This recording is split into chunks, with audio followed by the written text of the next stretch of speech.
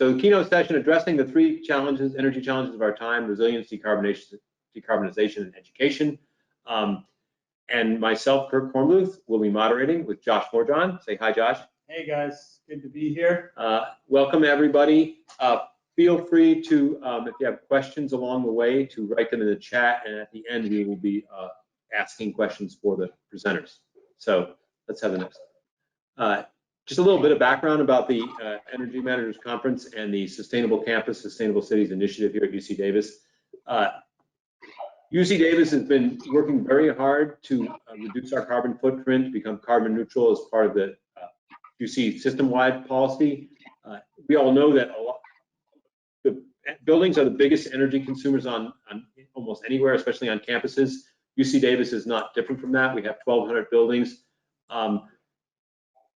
We did manage, though, to continue growing and to reduce our energy use by almost a quarter, and we've done it through very targeted projects and activities, which we'll talk a little bit about today. We call it Sustainable Campus, Sustainable Cities because UC Davis is a lot like a city, and we think that some of the things we're doing here, we could learn, other cities and other institutions may be able to learn from us, and we can learn from them. So next. Feel free to chat if you have any problems or if you have any questions. So the Sustainable Campus, Sustainable Cities is a collaboration between faculty, staff, and students. It has 4 pieces to it, which is progress, which are the actual on-campus projects we're doing through project-based learning and getting faculty involved with staff. And that's actually bringing our energy use down, our carbon footprint smaller. The research, which is taking those projects and figuring out which parts could be generalized or could be analyzed further, and then pushing out that research. And the big central part of this is the research, which is using project-based learning to do applied projects on campus. And we can do that through all the disciplines, including the Energy Graduate Group, which is an interdisciplinary graduate group at UC Davis, hosted by the Energy and Efficiency Institute. The last piece of this is the impact, and that is how do we get as many people involved in this kind of learning, project-based learning, and this kind of sustainability practice. And we're doing that through what we call Global Sustainable Campus Partnerships. Next slide. And one of the main initiatives here is the Global Energy Managers Workshop. And Josh is going to talk a little bit about one of those 4 sessions, which is progress. Yeah, so the campus has a carbon neutrality initiative. You'll hear about that more today. But we're actually implementing a lot of projects on campus, and that makes this whole collaboration possible. So my team is among others on campus that are implementing projects around energy efficiency. We actually have an energy engineering team that's funded out of the savings that they can achieve out of our utilities bill. We also have a team that's just focused on engagement with the campus community around energy education. And you'll hear more about that in some of the later sessions today as well.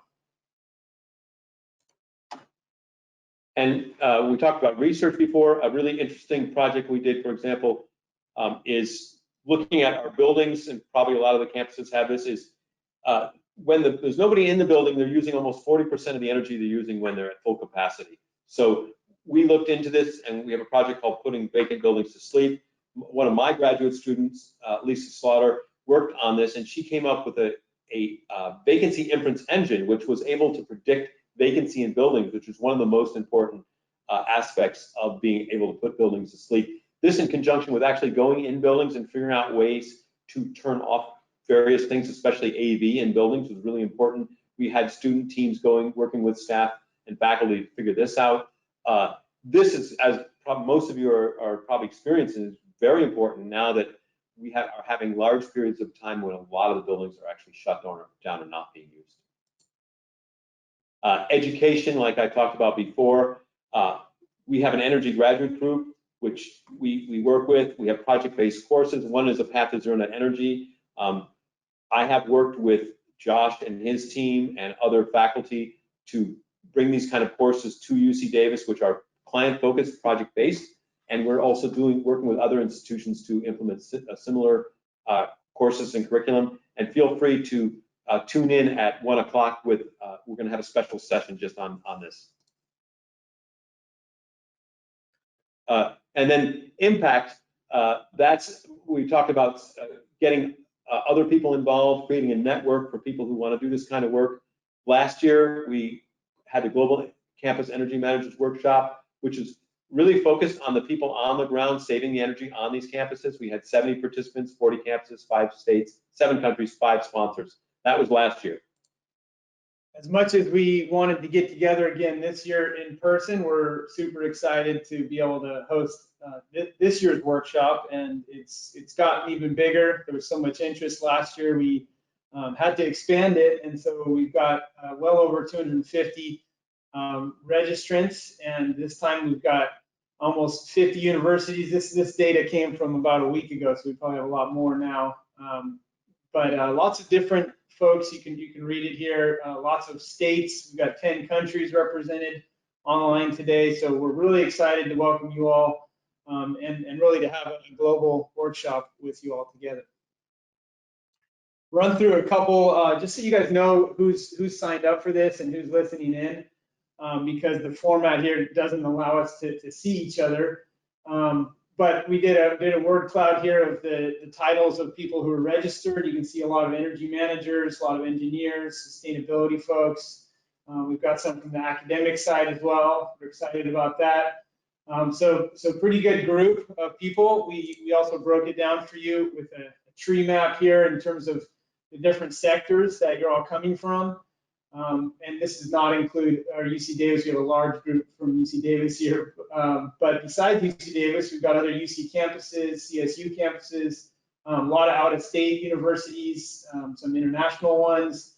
We also have a lot of industry folks online and a good chunk from the government here in California and elsewhere, as well as some utilities. In terms of university roles, just so you can get a feel for it, a lot of people working on the staff side in the energy role and other related roles. We also have a good number of students, both undergraduate and graduate, and some faculty on as well. So again, welcome to everyone. Yeah, and thanks, Josh. Welcome. Very quickly, the sessions, just so you know, if you're not registered for the session and you want to go to it, just go to that link there, and you can register for the session, go to any session you want. You're at the keynote session. At 10 o'clock, there's a resiliency session, 11, decarbonization, 12 will be lunch and informal chat with energy rock stars, 1 o'clock education session, which I talked about before, and at 2 o'clock, we'll have energy research and projects, which is focusing on some energy projects at UC Davis. So the keynote session, I think you know us, Josh and myself. Dr. Melody Baglione will be coming and giving a short talk, and she'll do Q&A. She's from the Cooper Union. Jean-Philippe Sea, a friend of mine who is an energy manager in Ivory Coast, and David Phillip, who's the Associate Vice President for Energy and Sustainability at UC Davis, or at UC. So they'll be each doing an 8 to 10 minute presentation, and then we hope to have at least 15 to 20 minutes Q&A at the end. All participants are on mute camp and your webcams are disabled. Please type in your questions in the question box. The session is being recorded. After everything is over and the session is ended, there will be a short survey we would like you to complete. Any issues, please chat to the organizers. And with that, we would like to bring on Dr. Baglione. Hello, everyone. Let me just share my screen. So hello everyone from New York. I actually just had lunch, so I will be joining some sessions later on today, but as we're in a different time zone. So hello to wherever you are today. I'm honored to be invited as one of your keynote speakers. And a little background about me: I'm professor and chair of mechanical engineering at Cooper Union. I also have an administrative appointment as the facility's energy efficiency advisor. And I'm here to speak about the New York City Carbon Challenge and how Cooper Union is engaging students to address these critical challenges of resiliency, decarbonization, and education.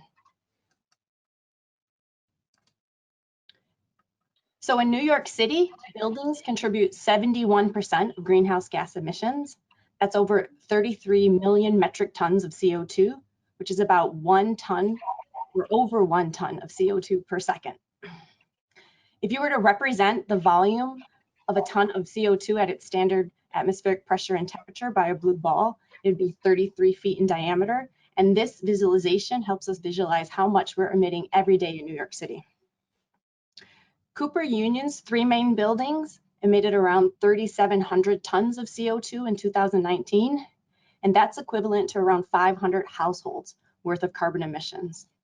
And we all have a moral obligation to future generations to change this trajectory. So it's been stated before that the best time to act on climate change was a decade ago, and the second best time is now.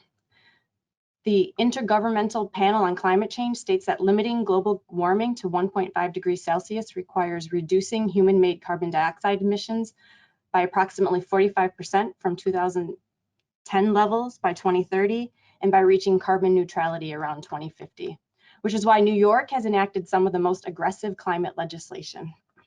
I've been representing Cooper Union since 2014 in the New York City Carbon Challenge, which started out as a voluntary commitment to make every effort to achieve 40 by 30, and now includes legislation that will impose increasing penalties starting in 2024 if greenhouse gas reduction targets are not met. I also serve as Cooper Union's representative to the New York State's Rev Campus Challenge. I submit our annual carbon inventory and our local law 87 energy benchmarking data. And I've led efforts at Cooper Union to obtain funding from the National Science Foundation and from New York State Energy Research and Development Authority, NYSERDA, to train facilities engineers and students on energy efficiency building operation and optimization. And we've created a roadmap for Cooper to achieve our 40 by 30 emissions target. If seeing little blue balls being dropped on New York City in a simulation isn't enough to scare you, here's a photo just blocks away from Cooper Union and from where I live of the aftermath of Hurricane Sandy. As you can see, New York City police cars floating in the street.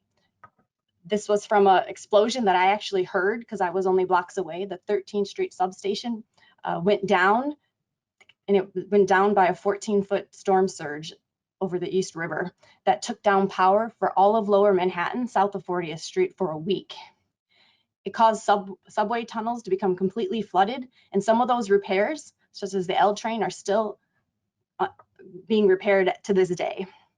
So Superstorm Sandy resulted in the deaths of 44 New Yorkers and inflicted about $20 million in damages across New York City. Over 69,000 homes were destroyed and thousands of New Yorkers were displaced. So New York City continues to be at risk due to sea level rise. According to the Lower Manhattan Coastal Resiliency Survey, 37% of Lower Manhattan will be at risk of storm surges by 2050. In my daughter's lifetime, sea levels could rise by as much as 6 feet, and there'll be countless other impacts, such as increased deaths and damage from heat waves and other related events, such as wildfires, as those of you in California are experiencing firsthand. So if this does not inspire us all to act, I want to give you a little bit of background about Cooper Union. We aim to be a model learning community that prepares students to address these challenges. It was founded in 1859 by industrialist and philanthropist Peter Cooper. Peter Cooper patented Jello. He built the first steam locomotive in the US, added an elevator shaft to our historic foundation building, which you can see here, before elevators were invented, and laid the first transatlantic cable, and created Cooper Union as a free university for the poor, working class, and women, which was revolutionary for his time. For 155 years, Cooper Union remained tuition free. And after starting to charge tuition in 2014, we are now in year 3 of a 10-year plan to return to free. Currently, the average Cooper student gets a 77% scholarship. Cooper Union's mission is to inspire inventive, creative, and influential voices in art, architecture, and engineering to address the critical challenges and opportunities of our time. And Cooper has a long history of activism. Seen here is our Great Hall, which has always been a platform for radical ideas and activism. It was a platform for abolitionists, worker right campaigns, the NAACP, the women's suffrage movement, Frederick Douglass, Elizabeth Cady Stanton, and 9 US presidents spoke in our Great Hall, including President Clinton. President Clinton did speak there, President Barack Obama, who I've seen in the Great Hall, and President Lincoln, who's believed to have spoke at the lecture you see in the slide, and gave the right makes right speech, which launched his presidency. You can also see here students occupying our president's office in our foundation building after it was announced that Cooper Union would start charging tuition in 2013. And this movement and response ultimately led to Cooper Union announcing a 10-year plan to return to free. Students have led climate strikes and organized their own Climate Week exhibition, as you can see here, where our plan for 40 by 30 carbon reduction is being presented. They've led protests demanding curricular reform that focuses on climate change and efforts to achieve a carbon neutral and zero waste campus, and to engage the institution in climate activism. So it's their future at stake, and we need to recognize their agency and prepare them to lead and respond to these challenges.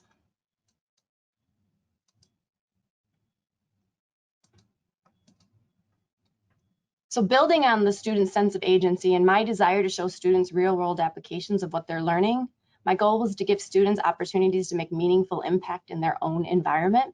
In 2009, you can see we moved into a new state-of-the-art academic building. It's a 9-story, 175,000 square foot building. That was the first academic building in New York City to achieve LEED Platinum certification. Moving into this building, I saw as an opportunity to use the building and its features as a learning lab. I wrote a proposal to the National Science Foundation, which was awarded, to leverage the mechanical systems, the green features, and the building automation system to provide context to the theory that students were learning and engage students in project-based learning using the building's systems.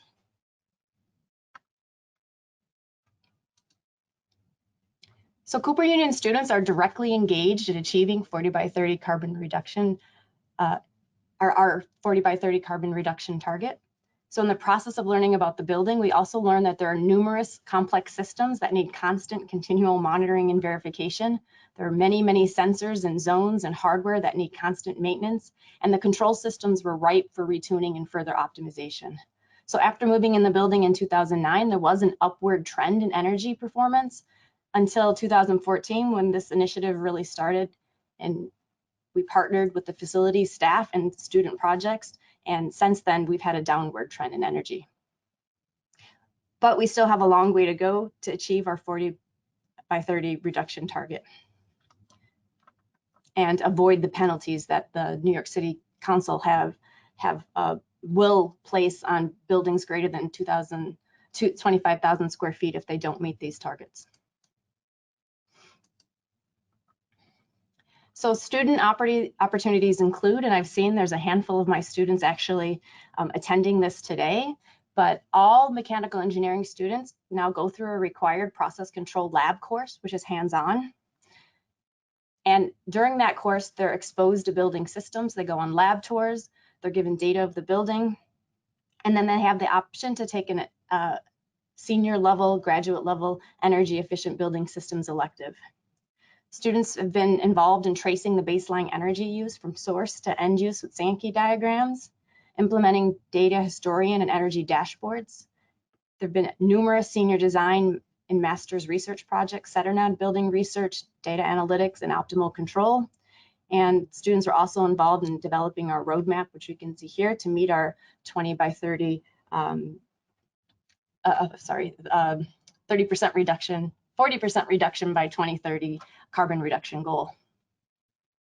You can learn more about all of these initiatives later on in the education session. Hey, Melody. But I just want to finish up here and say that it's important to have a rigorous and dynamic curriculum to inspire students to meet their full potential and apply their expertise to meet these critical challenges. And if you want to learn more, again, come to the education session or my website. Thank you. Hey, Melody, thanks a lot. Can I come to Cooper Union? You're welcome. Thanks a lot. And like Melody said, we'll be doing the session together at 1 o'clock. I'd now like Jean-Philippe from Cote d'Ivoire to tell us a little bit about his activities in energy on the Ivory Coast. So good morning, good evening, everyone. We are not on the same timeline. It's a pleasure to be with you today, and it's a wonderful opportunity from the UC Davis team to organize the Global Energy Managers Workshop. So my name is Jean-Philippe Seya. I am the Regional Energy Engineering Manager for Africa for an independent power producer called Agreco, and I'm actually based in Ivory Coast. Again, this workshop is for me the opportunity to showcase the impact of international energy technology partnership with UC Davis on addressing major energy challenges in developing countries. So we are talking about energy resilience, decarbonization, and education. And this is a very interesting story I'm going to tell now. So I will start by just introducing the country we are using for that study. So it's Ivory Coast. In French, we say Cote d'Ivoire. So it's a small country located in West Africa, 26 million inhabitants, where we are speaking French. It's a French country. Actually, to give an idea of the electricity sector, the total production is roughly 4,000 megawatts. So comparing to California, it's just peanuts. In California, I think we are talking about 80,000 megawatts. And it's related to the economical activity of the country. We are just starting the real industrialization of the country. Before, the main activity was agriculture, and now we are switching to a real industrialization. So we are hoping to have a lot more production capacity in the coming year. From now on the short term, the government is planning to add 2,000 megawatts up to 2030, based essentially on 15% of renewables, which means roughly 600 megawatts. And the government is also working on the real decarbonization policy, including the improvement of energy efficiency on industrial and commercial sector. So that's basically a quick overview of the electricity sector in Ivory Coast. Coming back to our topic, addressing the energy challenges of our time, I will tell you a story, my personal story with the UC Davis. So I've joined the UC Davis in 2017 through a program called the Mandela Washington Fellowship for Young African Leaders. It's a program implemented by the US Department of State, and this program aims at giving the technical and leadership capabilities to young African leaders. So through this program, we have been able to meet the UC Davis D-Lab team, where we have led some deep research on energy challenges in developing countries, mainly in Africa, in Western Africa side, where my case study was on Ivory Coast. And based on that case study, we have identified some major issues in education and in energy resilience and decarbonization in the country. And we have been able to develop some solutions with the UC Davis D-Lab team. So back to Ivory Coast, I've continued to work with the support of Dr. Cote, and we have started what we call the Evolution project, which is mainly an energy service company with the support of students from the UC Davis D-Lab and local engineers. So I've gathered a team on ground to lead some research and see how we can address the energy challenges in Ivory Coast. So from this reflection, we have been able to start two major projects. So the first project is what we call the Design Thinking Academy program, launched in Cote d'Ivoire. And on the picture, on the presentation, you can see a picture of Dr. Kurt giving some introduction in design thinking course in Cote d'Ivoire. And that was the first achievement right after the Mandela Washington Fellowship program in UC Davis. So this program has the ambition to train at least 70 participants per year in design thinking, zero net energy technologies, and prototyping.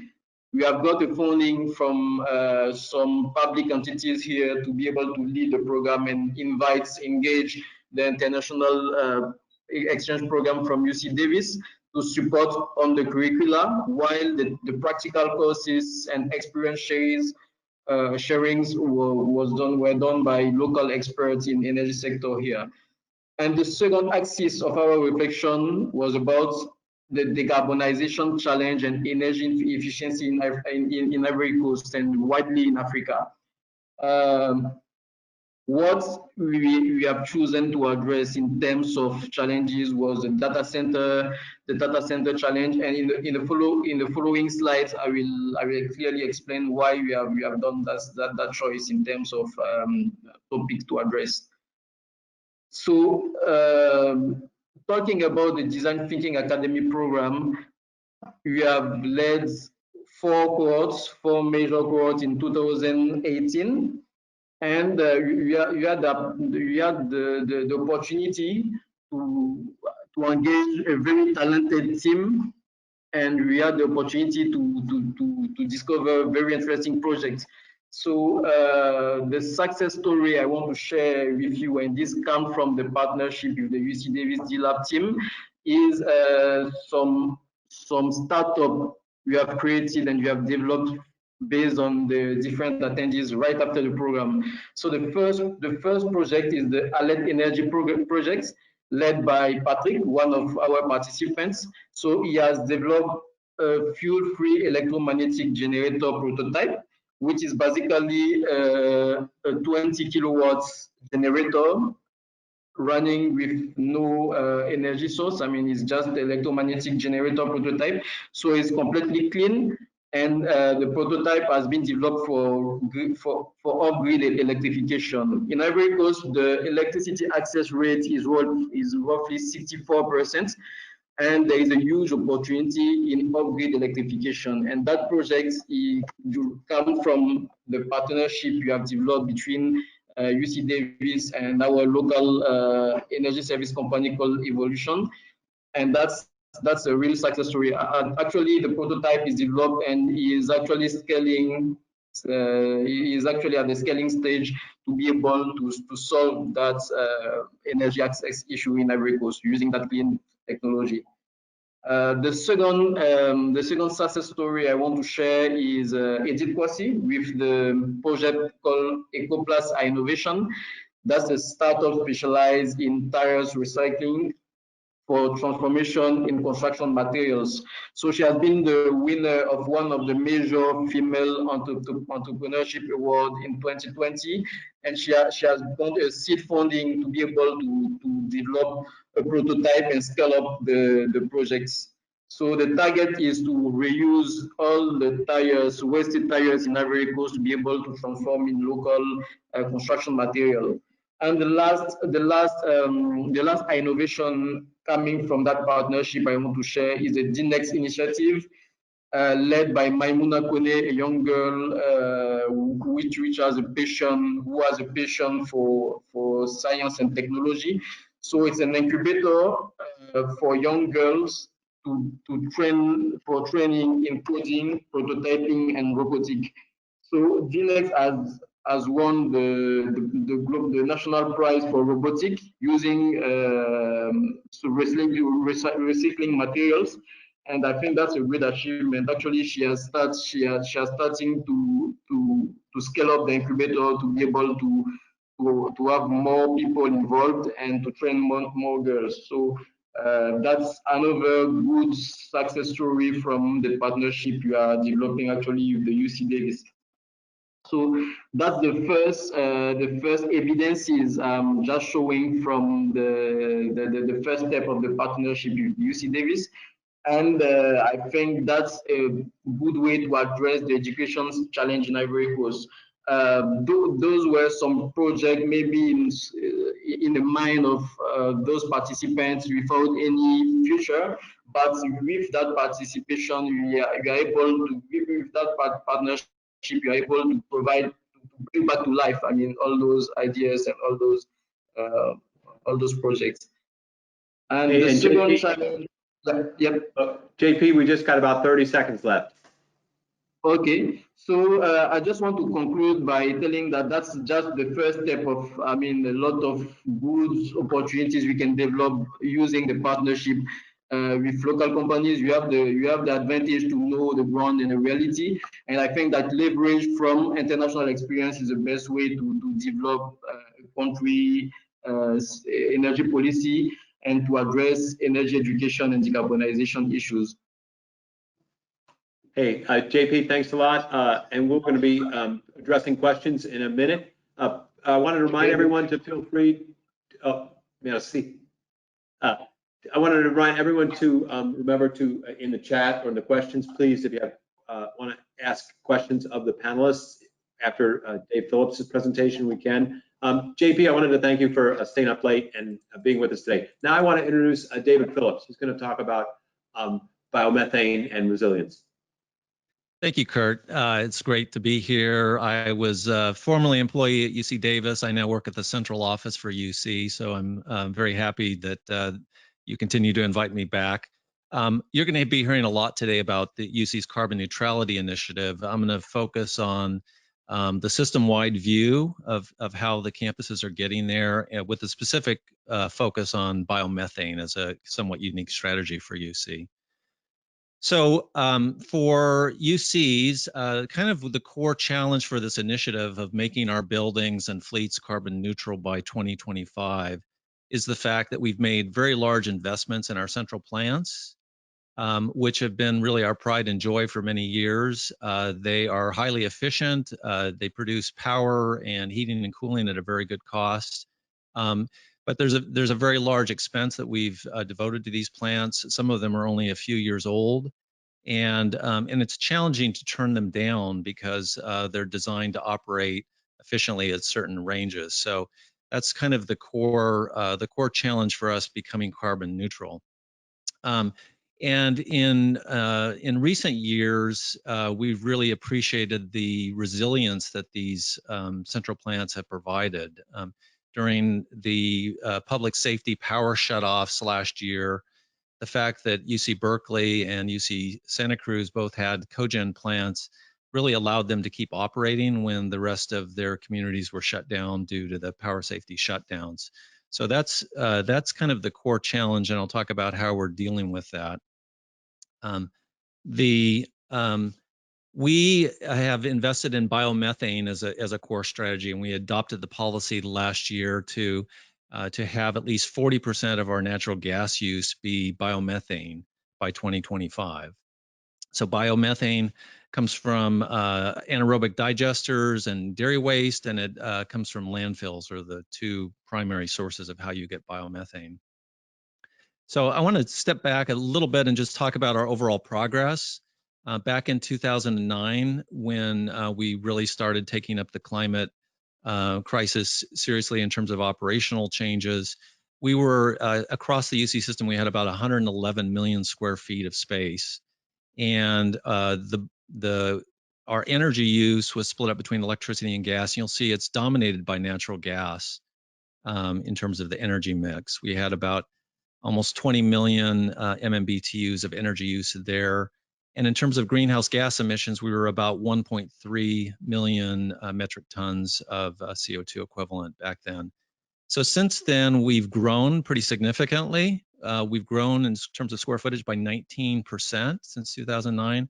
And if we continue on, by 2025, we would be at 145 million square feet. So a 30% increase in space since 2009. So without any actions, our emissions would have grown by 30%.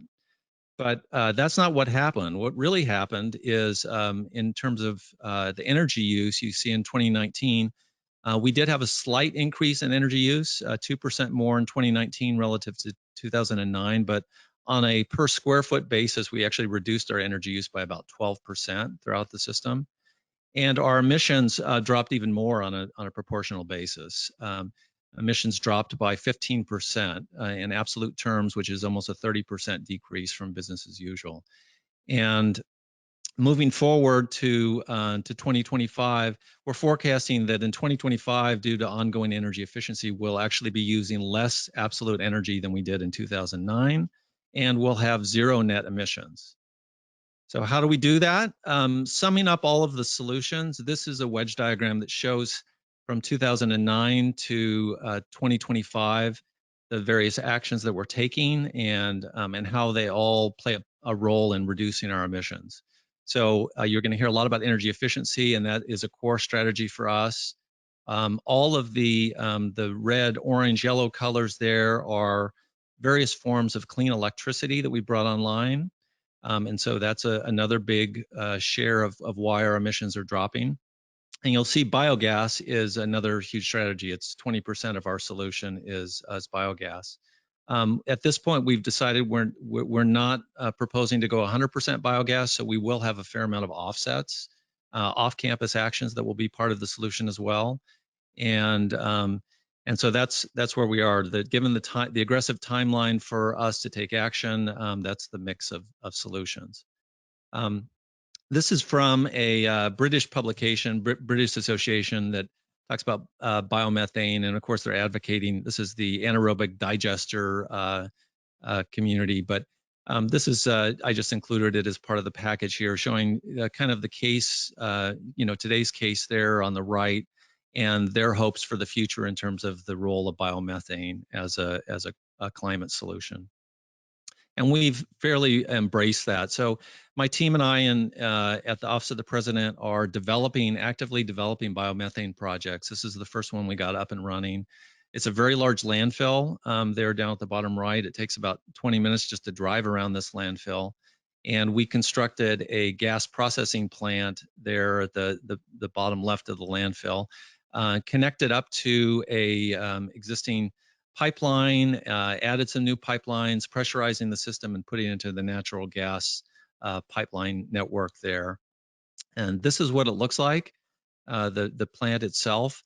It's a $20 million plant that we own and operate, and it's a pretty impressive piece of engineering. So formerly at this landfill, they flared the gas that was produced by the landfill. We upgraded the gas collection system there at the landfill, and put in this plant that cleans it up and pressurizes it and puts it into the natural gas pipeline system.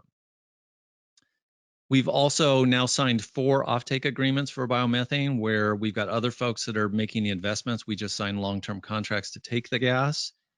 This is a very large digester, and we're very excited about this. One of our newer plants is in California, right near the Riverside campus, which is taking organics that would otherwise go into landfills, cleaning those up, making natural gas, and putting it into the natural gas pipeline system. So biomethane, it's a challenging strategy for most people to implement, but for us, it's providing a good interim solution for us to achieve our carbon neutrality goals while we can move forward with the electrification plans that you're going to hear more about today. We are on track to provide 40% of our natural gas supplanted with biomethane by 2025. We haven't publicly announced it, but we have 2 new projects that have come online that are very significant. They're the biggest projects so far. We have an interesting strategy of selling the biomethane before 2025 as a way to minimize the net costs of the campuses. The biomethane has a very high market value now, so we're able to sell the gas for less than we're paying for it now, putting that into a reserves account that will then be used to lower the net cost to the campuses once we start actually taking it on the campuses. And it's an integrated solution with things like energy efficiency. Biogas does cost more than natural gas does now, but the savings that we're seeing due to energy efficiency is projected to be more than enough to pay for the increased cost for biomethane. That said, biomethane does remain a challenging solution. A lot of our counterparties are relatively new to this business, and relative to signing like a power purchase agreement for solar projects, it's much more complicated to set up contracts and protections for biomethane. So last year I revealed our carbon neutrality solutions cube, and this is a slide from that shows our overall solutions. and I've got some resources there that including my email address. So if any of you are interested in learning more about biomethane, we're very happy to engage with you and talk about it. Thank you, Kurt, and thank you, Josh. Hey, thanks a lot, Dave. Thanks, JP, and thanks, Melody. We have a few questions here, and I think we'll start out with one for each one of you. Just if you could try to respond in a minute or less, so we can have more questions. And I'll direct this to each panelist. There seems to be in all of your situations a trade-off between getting to carbon neutrality as fast and as inexpensively as possible and remaining resilient. Like, for example, in California, we had some of the things that we kept, which had big carbon footprint, like power plants, were actually helping us during the wildfires and others. So can you, each one of you, talk about this push between trying to keep energy systems up and running and getting to carbon neutrality as fast as possible? So why don't we start with Melody, we'll go to JP, and then Dave. Melody? So for Cooper Union, I mean, our number one overarching, I think, priority is the 10-year plan to get back to free tuition. So it really is trying to minimize expenses everywhere. And it's really sometimes a hard sell to people that if we invest now, we're going to ultimately save money, not only on our energy bills, but, you know, not having to pay penalties or anything like that. I just got a distraction from the telephone ringing. But there are, you know, issues that come up. For example, we launched both of our buildings, and our building that was built in 1859 and our 2009 LEED Platinum building both have cogeneration, and those plants have been plagued with problems, you know, from the installation and commissioning of those systems, and we've never been able to fully recover all the waste heat, you know, and trying to make that decision whether or not to invest in them, because ultimately, if you want to get to carbon neutrality, you know, cogen is not a solution. In the short term, if you can recover the heat, and you know, these are natural gas run, you know, they save money, and if you can recover the heat, but it's always a trade-off. And where do you make your investments? You know, and are you making them in the shorter term solutions or the longer term solutions? In the short term, we're 100% concentrating on like zero cost controls optimization, because we have lots of needs and room for that, and maybe upgrading some of the older systems in the 1859 building, historic building. Thanks, Melanie. JP, you want to talk a little bit about in your country that this push-pull between resiliency and just getting services? Yeah, quickly talking about the decarbonization in European countries, we have a different challenge here, and the main challenge is that here we do not have as much as nuclear power plants just like in some developing countries, and we are obliged to deal with the existing power source. So some countries are still using diesel and, for example, EV fuel oil for the base loads. And it's a trade-off between reliability of the network and decarbonization, because injecting renewable energy, just like solar energy, in the grid can lead to decarbonization. But in terms of reliability and stability of the network, we still need a base load with some additional thermal source. So that's the major challenge we have in terms of completely cleaning the national grid in Africa countries. But I think that with gas and some natural sources like dam, we can come up with a practical solution. Hey, JP, thanks a lot. Sounds like similar stuff that's going on in California. Dave? Yeah, it's I mean, that's the core issue of how we do this in a cost-effective way, you know, it depends on how you draw the circle around what's included in carbon neutrality. Thus far, if you fold in all of the energy efficiency work, everything we've done to date has had a net payback for the university. The overall thought is that the work we're doing on these programs, it requires investment, but is going to have a good long-term return for the university. So, you know, there's push and pull. Some people don't like the fact that the biomethane currently is quite a bit more expensive than natural gas. But if you go back in time, our campuses at one point were paying more for natural gas than what we're going to be charging for biomethane. So it can be done, and I think it's a worthwhile investment for us to provide this leadership and show everyone how we can make this happen. Thanks, David. Hey, we've only got a couple minutes left of our session. There's a number of questions that have come in, and just to follow up on that, David, there are a couple of questions about costs. Can you talk about cost of biomethane, both how much we are going to plan to sell it for and how much we would be buying it for eventually, and how that compares? Yeah, so in raw numbers, natural gas costs about $3 per MMBTU, or 30 cents a therm now in terms of the raw energy. The actual cost to produce biomethane, like at that landfill, is something closer to about $12 an MMBTU, or $1.20 a therm. So it's just inherently much more expensive to produce biomethane. There are federal programs and state programs that incentivize alternative fuels like biomethane. And so on the market now, we can actually sell biomethane for in the neighborhood of $30 an MMBTU, or $3 a therm. So in the short run, we're selling that biomethane into the market. We're realizing those profits, as it were, putting that into the overall program, and then we'll use those reserves to burn down the net cost of natural gas, or the biomethane, to the campuses once they start taking it in 2025. Great. Thanks, David. Another couple of questions related to that.